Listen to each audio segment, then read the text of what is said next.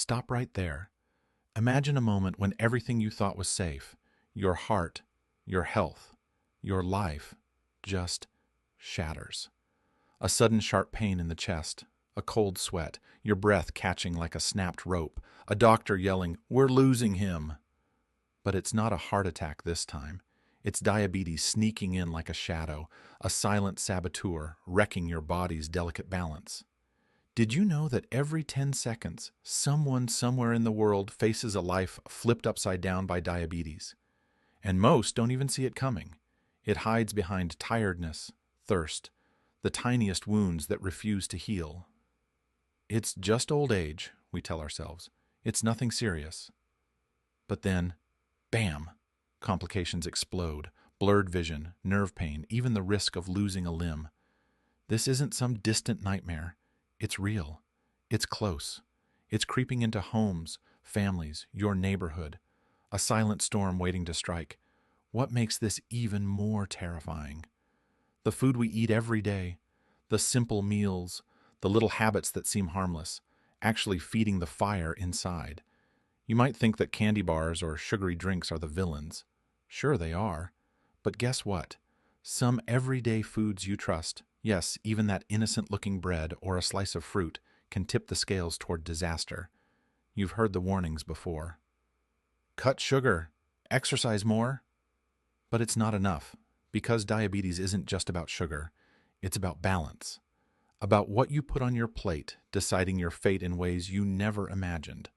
So, where do we start? How do we fight an enemy that's not shouting but whispering, pulling the strings behind the scenes? Hold on tight, because what you're about to learn will flip your view on diabetes, food, and life itself. This isn't just diet advice.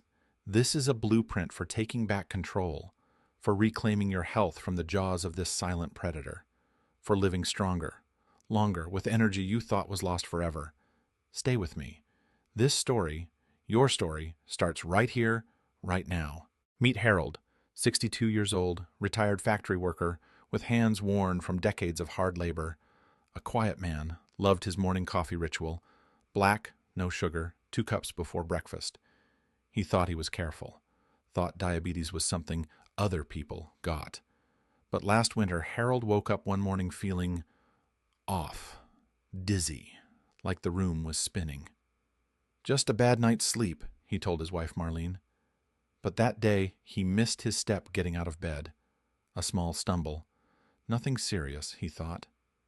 A week later, Harold's vision blurred while reading the newspaper. The print danced and doubled. "You're imagining things," Marlene said. But Harold knew something was wrong. At the doctor's office, the word came, type 2 diabetes. Harold sat there, stunned. "How? I don't eat sweets all day," he whispered. The truth hit hard. It wasn't just the sugar, it was his daily white bread sandwiches, the sodas he drank at the bingo nights, the quick snacks between TV shows, hidden sugar, hidden carbs, the kind that sneak under the radar, slowly jacking up his blood sugar, day after day. He remembered his father, lost to diabetes complications at 70. Harold didn't want the same fate. But here's where it gets real. Harold's first reaction? Denial. "I'll fix this with pills," he said. Took the medication. Felt better for a while, but then the fatigue returned, the numbness in his feet, the hunger that never went away. One night, lying awake, Harold whispered to himself, "This can't be all there is." That night, Marlene found him scrolling through articles, watching videos, desperate for a way out, a way back to feeling alive. He started small, switched white bread to whole grains, added cinnamon to his morning coffee, found simple vegetables he liked, steamed broccoli, roasted carrots. No grand overhaul, just steady steps. 3 months in, he felt the change, energy returning, his glucose numbers improving, the numbness easing. Harold's story isn't rare. It's every day, every person who wakes up to the harsh reality and decides, "I'm not a victim. I'm fighting this," Harold said, "one meal at a time." Because with diabetes, the biggest battle isn't the disease itself. It's the habits we don't even see. The little choices, the simple foods that can either trap us or set us free. You might see a story like Harold's and think, that could never be me. But truth, it could. And if it is, there's hope. Real hope, because the food on your plate, that's your power, your weapon. Harold's journey just began, and so can yours. Imagine your body as a finely tuned orchestra. Every instrument, your organs, cells, hormones, needs to play in harmony for you to feel alive, vibrant, and strong. Now, picture insulin as the conductor. Insulin's job to help sugar, the fuel, get from your bloodstream into your cells, where it powers everything you do.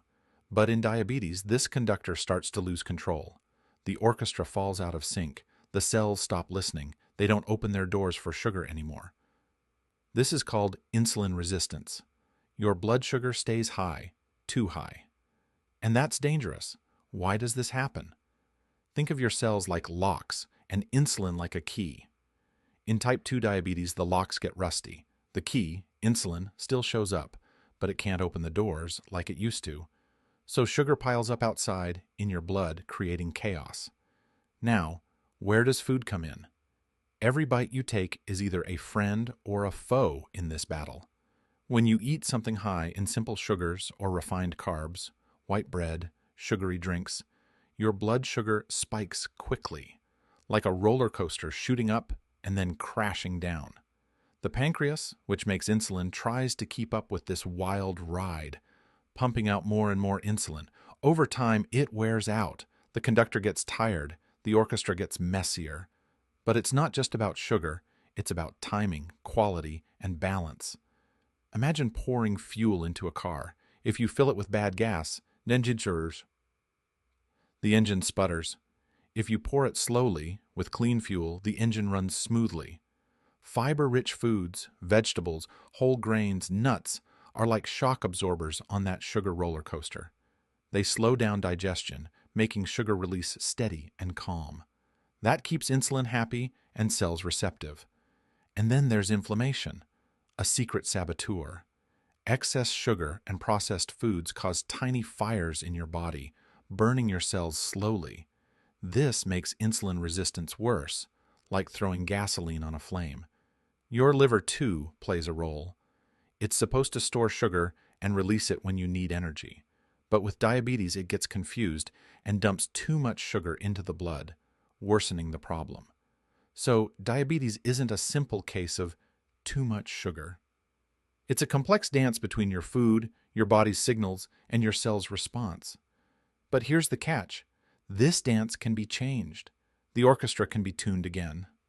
By choosing the right foods, those that help balance blood sugar, reduce inflammation, and support your pancreas, you're giving your conductor a chance to lead once more. This is why the right diet isn't just about cutting sugar. It's about choosing foods that feed your cells the way they need to heal, recharge, and fight back. That's the science behind the story. Simple foods, big impact, your body's own symphony waiting to play beautifully again.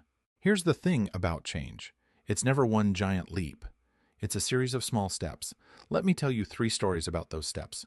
Real steps that make a difference. First, meet Joan. She loved her afternoon snack, biscuits with jam. Sweet, comforting. But one day, Joan noticed something odd. After that snack, her energy crashed hard. She'd feel shaky, irritable, like a battery running on empty. What's going on? She wondered. Turns out those biscuits were sneaky sugar bombs.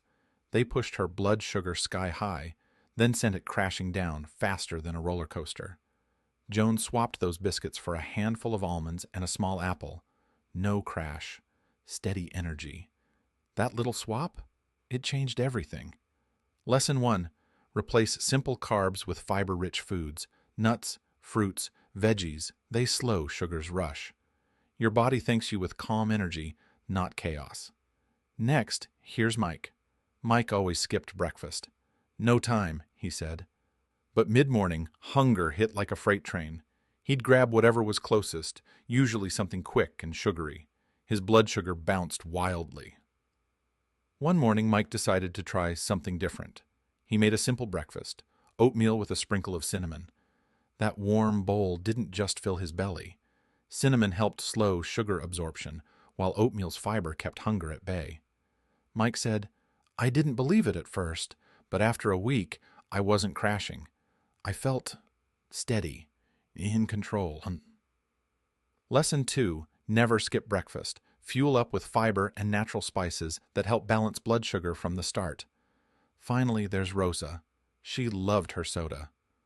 "One can won't hurt," she told herself. But those cans added up. Each sip sent her blood sugar on a wild ride. Rosa started noticing fatigue, dry mouth, and constant thirst, red flags no one wants to ignore. Her doctor warned her, "Cut the sodas." Rosa replaced them with sparkling water infused with lemon and fresh mint. The fizz was there. The flavor was fresh. And her blood sugar? Finally calmer. Lesson 3. Ditch sugary drinks. Replace them with water, plain or naturally flavored. Your body gets hydrated without the sugar spikes. These aren't just tips. They're stories of real people, real choices, real wins. You don't have to overhaul your life overnight. Start small. One swap, one meal, one decision, because each step builds momentum. And that momentum, it's the road back to balance, to energy, to freedom from the chaos diabetes tries to bring. Look, I want you to pause for a moment. Breathe. Feel this right now in this second. You hold the power to change everything. Not in some far-off future, not after some impossible overhaul, but right now. This is your moment. You've heard the stories. Harold, Joan, Mike, Rosa. They're not superheroes. They're just people. People who face the same fears, the same doubts, the same frustrations you might have. And they made a choice, one step at a time, one simple change after another. And guess what? They found their strength, their freedom. Diabetes doesn't have to be a sentence. It's not a life thief. It's a challenge, a signal, a chance to reclaim your body, your energy, your joy. Think of your body as a garden. For years, it might have been neglected, overrun by weeds of bad habits and hidden sugars. But it's never too late to plant new seeds. Seeds of healthy foods, of balance, of care. Some days will be easier, some harder. That's life. But every day you nourish yourself with the right choices, you're watering those seeds. You're building a future where you wake up strong, where your steps are steady, where your heart beats with hope, not fear. And when doubt creeps in, and it will, remember this: every small victory counts, every healthy meal, every glass of water, every moment you choose yourself. You're not alone. This journey is shared by millions, but it's yours to own. So here's my promise to you. Start simple. Start now. Because your health isn't a mystery. It's a story, and you're the author. Write it bold. Write it full of life. Because the best chapters, they're still ahead.